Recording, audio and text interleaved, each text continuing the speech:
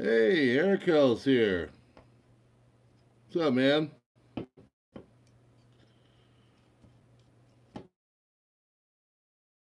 Missed you, bud. Good to have you back. Yeah, seems seems they just can't help themselves. They can't just do normal stuff. They can't just put normal information in. No, they're black. I mean, you can't make. Like, what do these people think? I just, man. All right, so let's talk. Jack Krawczyk, whatever this guy's name is. Quote, we are aware that Gemini is offering inaccuracies in some historical images, and we are working to fix this immediately. As part of our AI principles, we design our image generation capabilities to reflect our global user base and blah, blah, blah. I gotta tell you what, nothing better than looking at an African warrior set in the Nordic regions of the world, repping the Vikings up there in Norway and Iceland and stuff. I don't know.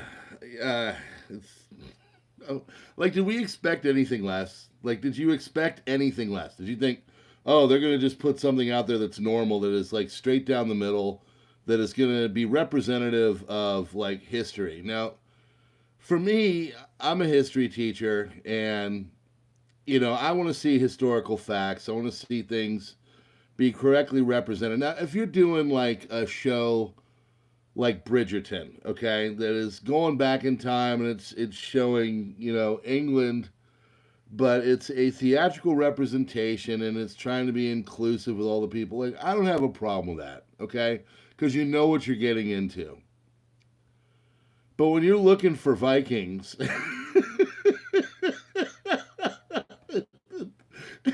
you see someone from Zimbabwe in there, it's just like it's so surreal. It is so surreal. I have to tell you. So Gemini's AI image generation does generate a wide range of people, and that's generally a good thing because people around the world use it, but it's missing the mark here. Now that is true.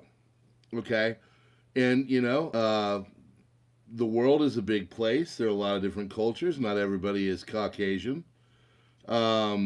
But as far as I remember, there were only a handful of black Scottish men back in the 1700s.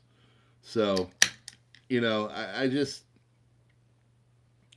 it's kind of humorous when this stuff blows up in their face. Not that they did anything terribly wrong. It's just the problem with this is what happens when, you try to erase history. Now, who does that?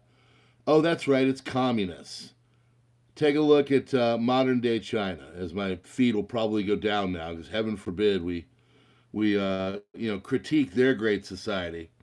Um, what do? They go out. They went out and they got rid of the four olds. That's what communism does. They go and they get rid of the olds, right? So that's what they're doing here. They're basically they're trying to be silent about it and quiet, not tell you what they're really aiming for in the background. We all know it. It's called stakeholder capitalism, and they're gonna, come in and you're gonna rent everything. You're all gonna be the rentier class, and yada yada yada. And Klaus will own everything, and you and me included, and blah. This is like their wet dream. This is what these buttheads think is gonna be like fashionable and in. Because I mean, if there's one beautiful thing about all of this is the people that are really quote unquote trying to run the show is just absolutely how oblivious they are to what's going on around them. Like they have no clue,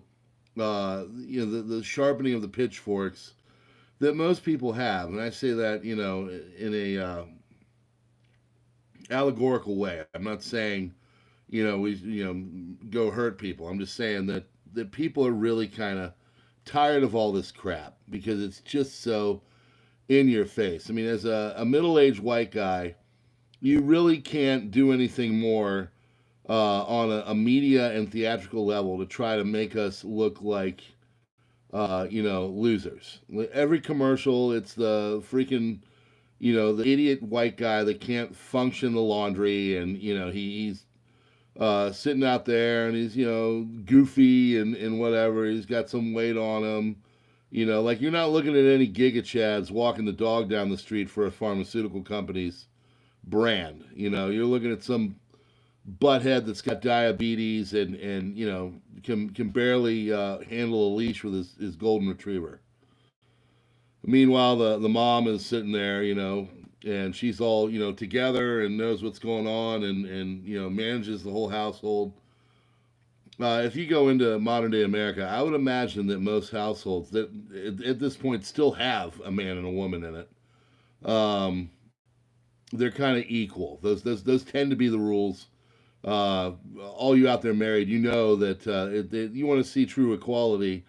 Most marriages kind of have it. It doesn't mean that it just means that everybody shares in it. Tonight I was doing the laundry and we're working on my daughter's the speech she's got to give and all that, and I'm tag teaming it and I'm doing it, and I'm giving it to her, and she's doing it, and she's doing laundry, and I'm doing dishes, and like that's the way it's supposed to be. But anyway, this was just absolutely hilarious today with this whole thing. I mean, it's great how it blows up in their face, and I mean the tweets and everything were absolutely awesome.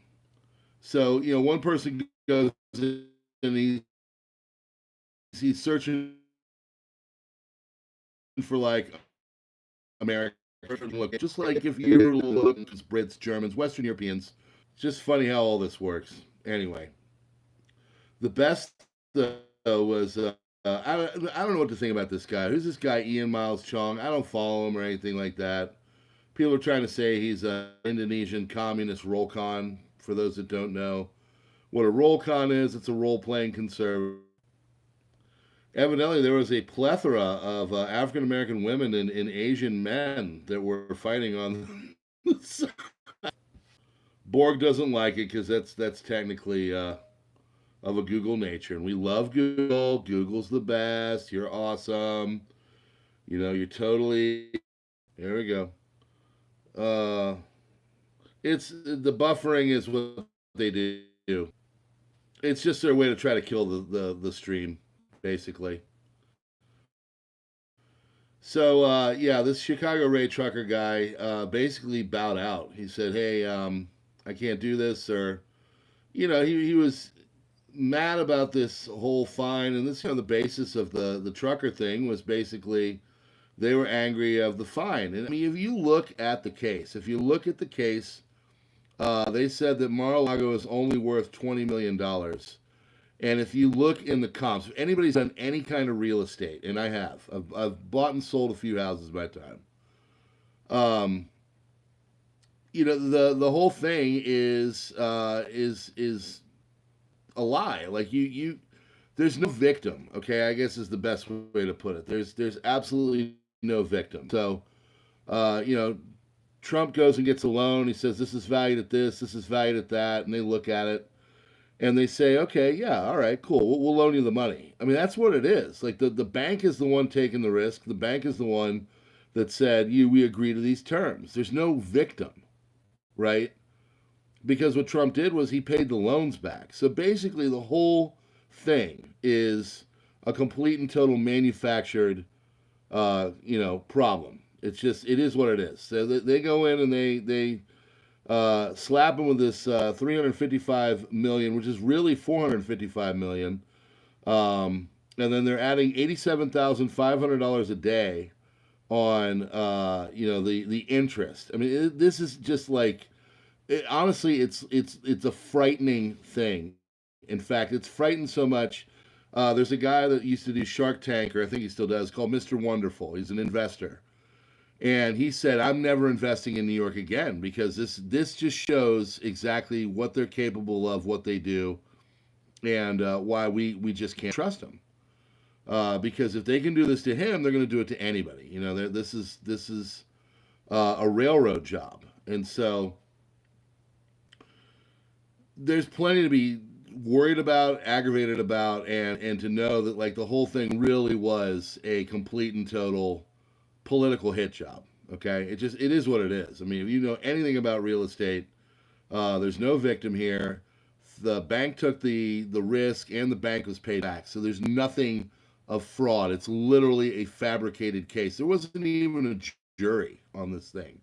It just kind of was like, oh, okay, yeah, we're going to decide for you. And honestly, that's probably the most frightening thing. So anybody with the most basic understanding of real estate, of law, of American justice system, can tell you right now that this whole thing was really shady and BS, and it should never happen. You know, it should have been thrown out, but it wasn't. So Chicago Raid said, I'm not leading, nor have I encouraged, nor am I encouraging anyone to do anything other than what they were doing prior to the ruling on Friday. So he came in and basically, you know, he got the call.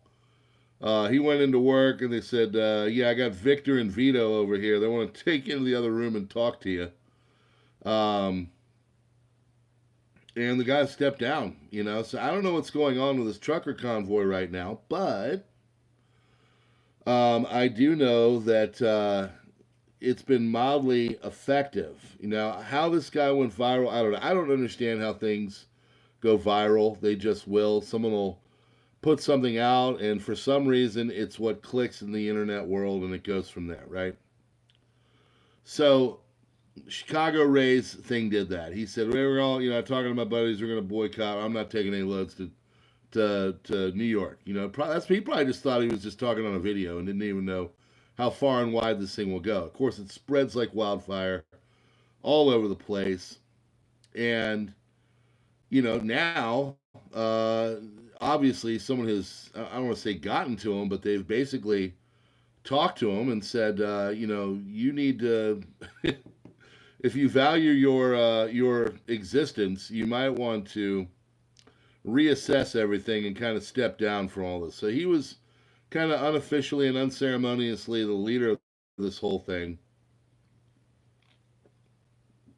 And it said the boycott is not dead yet unless the DS enforces reach beyond threatening Chicago Ray and begin to threaten individual truckers and trucking companies. And so now they're worried about this thing turning into basically a 2022 Canadian trucker version of this.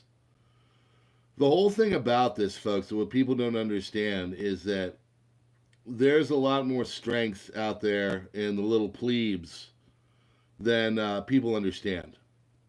People don't know just how powerful they are, how powerful a boycott really is. You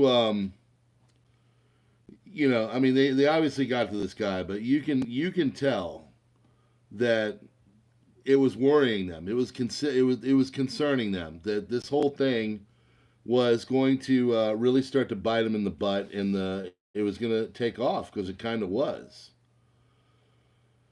So it shows, you know, that the people, the powers that be, whatever you want to call them, TPTP, they really are not as Teflon based as you'd think, right?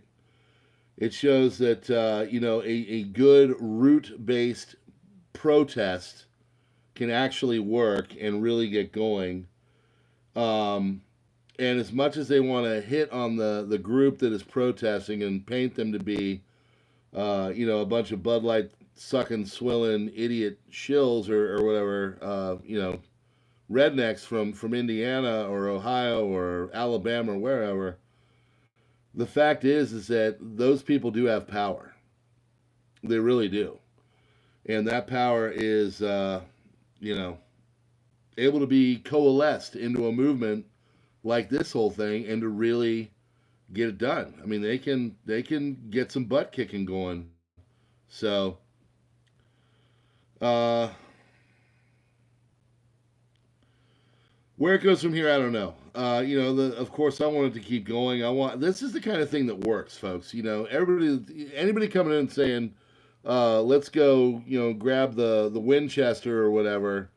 Those are the agent provocateurs. I'm sorry. Those are the people that are either just so oblivious. And I mean, look at January 6th, and there wasn't any weapons at that thing. So anybody thinking that that's the way forward is stupid. The way forward is secessio plebis, it's protesting, it's doing these kind of things. It's, when they started this thing, I thought the best thing to do was not so much, and they could do this with a heck of a lot less truckers. The best thing to do would be to get a bunch of truckers, like, 300 of them. I don't know if you know New York traffic. I lived there for almost a decade. I can tell you exactly the choke points in almost all the places. With 250 dedicated truckers, you could literally shut that entire city down. It would not be hard. Parking your big rig on the GWB, parking your big rig on the crossbunks, parking your big rig on 278 or whatever the heck it is. I mean, you could literally Throg's Neck, Whitestone Bridge, the major ins and outs. The Verrazano, it was the one, now it's Cuomo. Like, you could really, really stop the whole thing. You could make the whole city come crawling and begging to a stop. So I don't know what they're doing with all this, and I'm not, I'm just shooting spitwadding here. I'm just saying, you don't even have to take loads. I mean, honestly, even like people, you wouldn't even need trucks. You could do it with cars. You could do it with a dedicated 1,000 people that had a plan and knew what they were doing. And no, I'm not starting this. I'm just telling you that these are the kind of protests that are going to work. Now, first of all, this needs to be protested. The whole case really is concerning because it shows just how far down the toilet American justice has gone. But the other thing is it shows that,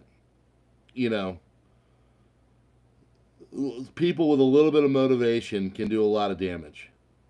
So, and I think it worried him. I really do. So this Chicago Ray guy probably just made some stupid video, went viral. He was like, woohoo! And then all of a sudden, people started calling him and saying, "Hey, bud, we might want to talk to you." And he said, "Okay, that's enough for me. I'm just a granddad trying to drive a truck, and you know what? I will move away from all this and let the chips fall where they may." And here they are. Now, I don't know if I've heard of. You guys heard of any other like truck drivers that are doing this stuff, or any other people that were supposedly in the leadership of this thing? I went to the trucker rally here in Central Maryland when they were doing it for the Rona and all that, and angry at the all the things that were going on with that in 21. So I've seen it. These people can motivate when they want to. So it concerned them. It really did. So all I know is this: is that you have a heck of a lot more power than you know.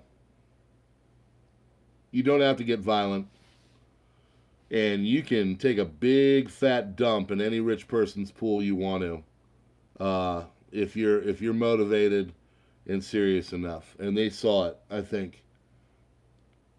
I mean, New York City getting shut down, that'd be some major stuff. So never underestimate yourselves, friends. Okay.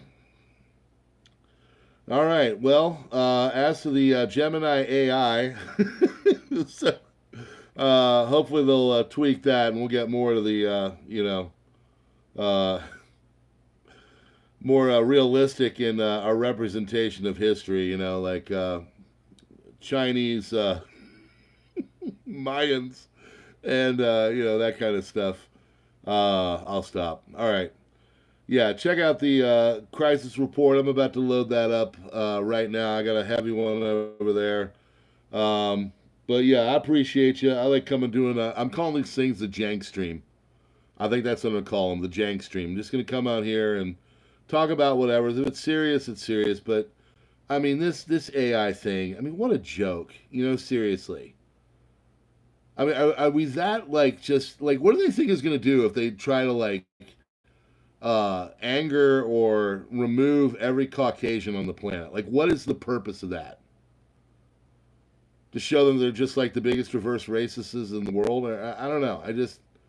I don't get it. I don't get it. So anyway, I'm gonna go set up the stream for the old crisis report. We'll get it there. There's not a lot, but there's some very interesting stuff going on. There's missiles from Iran to Russia with love. Uh, Dr. Chris Martenson 2 nights ago tweeted out. I called this 2 nights ago too, and this didn't really get a lot of coverage from people. But there was a $500,000 taken from the Russian sanctions, and the Russians said if you do that, it's on like Donkey Kong. And Dr. Chris Martenson's tweet on X basically said, "Kiss your dollars goodbye," because this is going to start the spark that rolls into the fire, and absolutely correct on that. And so that's why I like to follow. He's a phenomenal channel, Peak Prosperity.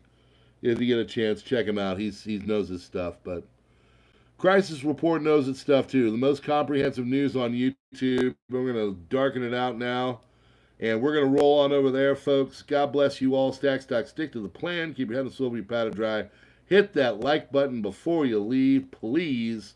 And come on over to the backup channel. Link in the description for the Crisis Report.